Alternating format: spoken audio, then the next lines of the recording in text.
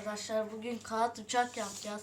Dün demiştim ki 10 abone olursa size kağıt uçak yapacağım ve ben bugün 13 abone oldum. Şimdi çok hızlı uçan bir tane uçak yapacağız. Kamerayı yakınlaştırın. Şimdi bakın. İlk önce ortadan ikiye böyle katlıyoruz. Böyle katlayalım. Ama düz olması gerekiyor. Düz olmazsa uçak yarım yamalak olabilir. Sonra böyle üstünden iyice geçiyoruz. Böyle yapıyoruz. Sonra bir tarafını böyle, diğer tarafını da böyle yapıyoruz. Sonra burayı açıyoruz. Böyle tam da nerede? Burada. Bakın bu böyle olduktan sonra bakın. Sonra böyle yapıyoruz.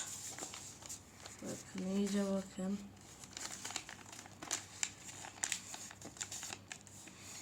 Tamam. Açıyoruz.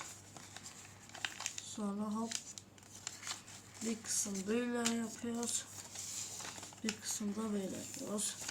Sonra uçağı böyle katlıyoruz. Tam böyle burada 1, 2, 3, 4, 5, 6 boşluk kalacak. Buradaki çizgiyi görüyorsunuz. Buraya doğru böyle katlıyoruz. Buradaki çizgiye doğru da katlıyoruz bunu. Tamam. Buradaki şeyi de böyle yapıyoruz. Ve arka sayfaya geliyoruz. Böyle yapıyoruz. Sonra böyle yapıyoruz. Bakın tam da böyle olacak.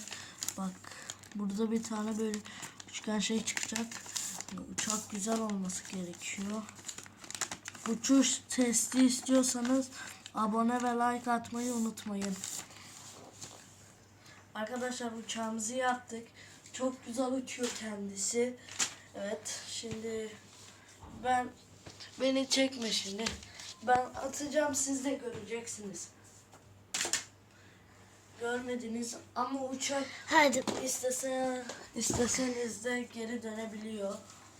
Şimdi ben attım ama siz dışarıda atarsanız geri dönebilir. Görüşürüz. Abone olmayı unutmayın. Like atmayı da unutmayın.